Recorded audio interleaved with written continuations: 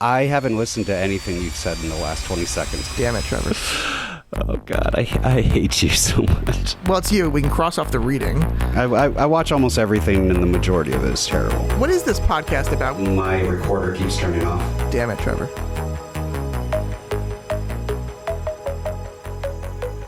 Hi, everyone, and welcome to episode 4 of No Win Scenario with Trevor and Don.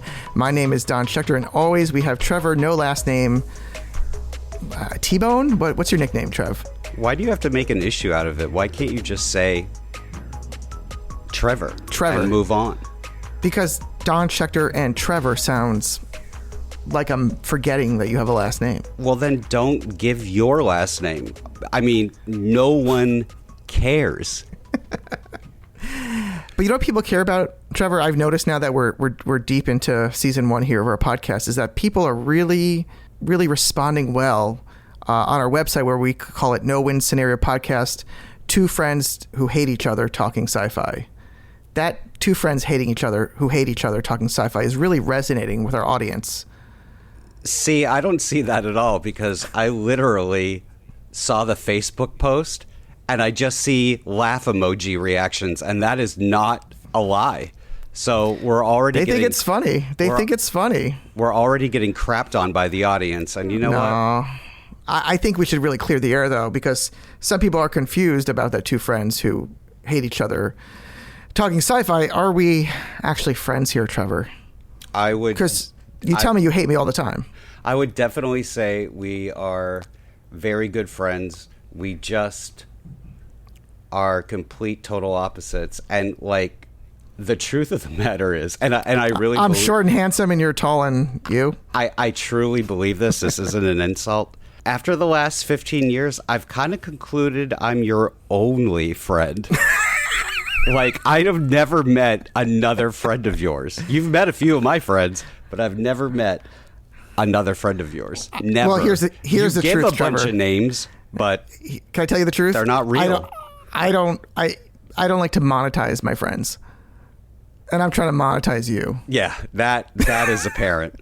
I'm failing, though. I'm failing horribly. Although I will say that after our first episode got, the ads going, I was really shockingly happy to hear a sausage ad for Whole Foods. That's actually, it was a sausage ad mentioning that they sell this type of sausage at Whole Foods. And I was, for some reason, got a real kick out of that. Did that make your day? Did you just plug a grocery store on... oh my God! The ads are working for free. This is the last free ad I'll ever do for anyone. Why are you doing that? But I don't know. I got a kick out of it. It went from sausage and Whole Foods to No Win Scenario podcast. It felt good. Two guys fighting each other. I was directing this thing at work, and I literally had a friend message me saying, "How's it going?" I'm like, I'm kind of more excited over the 5 cents we made with you listening to my podcast than the work that I'm doing now directing something. But anyway, we'll leave it alone for now. Because I am very excited for our special guest today, Jeremy Benning, cinematographer from The Expanse, The Boys. But that's the sci-fi part. He's done a ton of other work, documentary and other feature work as well. So I'm super excited. The documentary work is really good. So I'm super excited. I've been following his work for quite some time. He's also interested in Foley, which is basically sound effects that you do practically for film and television. So that's super interesting. So stay tuned for that. But Trevor, my understanding is you just recently got onto The Expanse. Yes, I saw the first episode. Was not looking forward to it. What do you look forward to? Barbie? Is that really it? Just Barbie? What do I look forward to? I look forward to Reservation Dogs. Probably the best show I'm watching on TV right now. Not sci-fi. So hold up, Trev. Yeah. This is a podcast that we lead out with sci-fi. Right. And yet it doesn't seem that you have any kind of deep knowledge or interest in science fiction. What is going on here? I saw a 35 millimeter print of Tarkovsky's Solaris, which is a science fiction, which is a landmark in science fiction. Have you ever seen Solaris, Don? I've seen both versions of Solaris. No, you haven't. I've seen both versions of Solaris. Oh, who did the second version? But can't recall. Yeah, he's just a little brilliant director named Steven Soderbergh. Just one of the best out there. That's all. The problem with Solaris, as I pronounce it, as I think most people pronounce it, I did fall asleep through both versions. Oh my God. You are so pathetic. You are so pathetic. Both of those films, both versions, excellent, riveting. And yes, I do love Soderbergh's remake. I think it's very smart. I just recently watched the Jodorowsky Dune documentary. Literally just saw it about 2 months ago. And I thought it was very, very good. And it just shows what could have been. Well, my brother was nice enough to get me a DVD or Blu-ray of that documentary a few years ago. And as soon as I find a mailbox to play it in, I will watch the documentary. But I am excited to see it one of these days. Do you even own a 4K Blu-ray player? I do not. Because I got burned. Because years ago, when there was a choice between HD DVDs and Blu-rays, I chose HD DVD. So I had an HD DVD player. So did I. And that lasted like 4 months. Nah. And that was it. So I just kind of said, you know what, I'm all in on digital, and that's it. I was able to resell all my HD DVD player and the movies that I bought for a good price, so I'm not worried about it. That explains that palatial environment that I see you living in behind you. Yeah, you're not kidding. Yeah, where every ounce is dedicated to your cat. It's just a mecca of cat toys and cat paraphernalia. So The Expanse, Trevor, you just started it. I love the show, but your impressions before we get into our conversation. My original impression was that if Don loves something, there really is a 90% chance that I'm not going to like it. Where our tastes are that much the opposite. They rarely run parallel with each other. I watched the first episode of The Expanse, and I thought it was very compelling. And I would like to watch more. I don't know when I'm going to get to it. I thought it looked really good. I thought our cinematographer that we'll be interviewing, Jeremy, I thought that he brought, and I know people hate this word, using it with regards to television, but I thought a lot of it was very cinematic, which is amazing to see that level of craft brought to TV. A lot of the shots were fantastic, and the story started out really, really good. And I like the whole Philip Marlowe angle of it a lot, but it's already been spoiled for me that that kind of goes away. And knowing that, I kind of don't want to continue with it. It doesn't go away. There's just the world opens up more, but it doesn't go away. Yeah, see, these are the lies that Don tells in order to convince me to keep going with the show. And when he starts lying, that just shows me, that gives me more conviction to not continue watching. You know, it reminds me of Breaking Bad, where I thought Breaking Bad always got better every episode. It got more interesting and more compelling. And I thought The Expanse started strong. It just kept going and kept going. And, you know, even season 2, I thought every episode in the beginning of season 2 could have been a season finale. It was that interesting and that meaningful.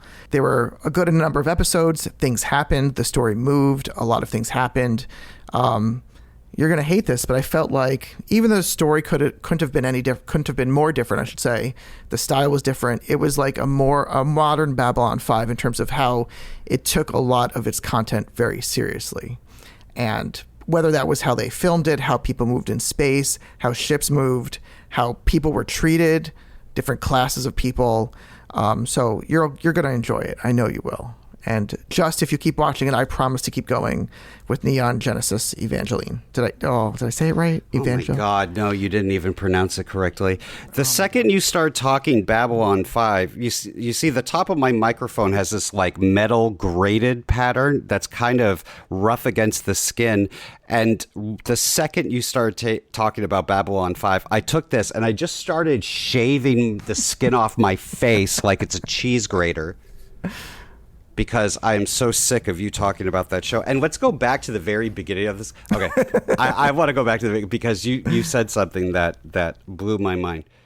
You said The Expanse reminds you of Breaking Bad? In that every episode in Breaking Bad got better. You said that The Expanse reminds you of Breaking Bad. Yes. The experience of it. The experience of watching it. Okay. Where it got better and better all the way through the end. Okay. Did you watch Breaking Bad? Yes, twice. It's a wonderful show. I just want to say now that I mean, I've watched more than a handful of episodes of Babylon 5. And, I mean, since we're being so open, Babylon 5 reminded me of some of the crappiest episodes of Knight Rider I've ever seen in my life. Wait, there were no bad episodes of Knight Rider. First of all, not one episode was bad. And what reminds me of what they have in common is that they're both not very compelling. Trevor. If you insult Babylon 5, it directly goes to Don's ego, and he just wears pain on his face. This is how much ride or die he is for that. It is. He thinks it's the greatest thing ever created in the history of fiction. I mean, am I wrong? You are not wrong. Yeah. See, there you go. The look that you're seeing, and it reminds him of Breaking Bad. Like, this is great. Greatest piece of fiction ever, and it reminds him of Breaking Bad. Okay. Yep. Okay. Makes sense to me. The Wire. No. Well, The Wire, along with Twin Peaks, are the two greatest shows made in the West. That, I mean, not up for debate. Facts. V, the original V. I'll throw that up there. I watched V as a kid, and I was too young for it because seeing people's, with skin come off, hanging, that was like, I can't deal with this. I saw that when I was in elementary school. You must have been in like college then, high school. Scared. I'll give you one. Yeah. One of the best sci-fi shows. Please. From that era, V. The best sci-fi show that was on TV from that era. Mm-hmm. Max Headroom. Okay. We actually just talked about it here at work the other day. Excellent show. I didn't know that in Chicago there was this thing where someone took over the airwaves and like broadcast like someone wearing that mask or something for a while and took over the airwaves. Good show. I was a little young for that one. But like I used to watch, talk about deep cuts, you talked about Knight Rider. Time Tracks. Does that ring a bell? Yes, Time totally. Tracks. I used to watch all this stuff. I actually used to tape on VHS all those shows in those blocks, and I just had VHS tapes everywhere of that. But I don't really think anyone's interested in this, Trevor. So my pained face earlier was all about how much of your nonsense I would have to cut out. Yeah. I mean, we said this was only going to be a few minutes, and we're at 18 minutes already. So, So I think 18 minutes. Oh, yeah, you can count. Look at that. So I think before we do any more damage to our friendship here, Trevor, I think it's time to bring out our guest. So everyone stay tuned. Up next, cinematographer Jeremy Benning. My name is Jeremy Benning. I'm a director of photography. I live in Toronto, Ontario. I shoot a lot of episodic television. I've got a history of doing commercials and music videos and documentaries, and it sort of led me to working on a lot of long-form projects for various streaming platforms. Yeah, and you've got quite the diverse portfolio. Just looking, any of your credits you've got. Just for our listeners, your work has aired on Discovery and BBC and Netflix. You've shot a Disney Plus movie, Spin. And the reason that I initially heard about you and started following you many years ago was your work as this cinematographer on all the years of The Expanse. But quite a lot of work. You've got awards from the ASC for outstanding cinematography for Killing Lincoln. Tons of awards and things like that. Correct me if I'm wrong, but The Expanse was your first foray into sci-fi. Is that right? That's correct. It was also my first foray into long format television as well, into episodic television. How did you get to that? I mean, that seems like it was a pretty. It seems tough, is it not, to go from normal? I mean, you were Steadicam, you were DPing, but like that seems like a little bit of a leap, or is it not? Does it not matter? Genre not matter? I mean, I guess genre doesn't matter, but I guess it's how you get there that can be the leap. It wasn't something I was pursuing. I mean, this was sort of the era of the beginning of the golden era of streaming. House of Cards was kind of at its peak at that point. This was 2014, and And I had kind of avoided long format television only because I had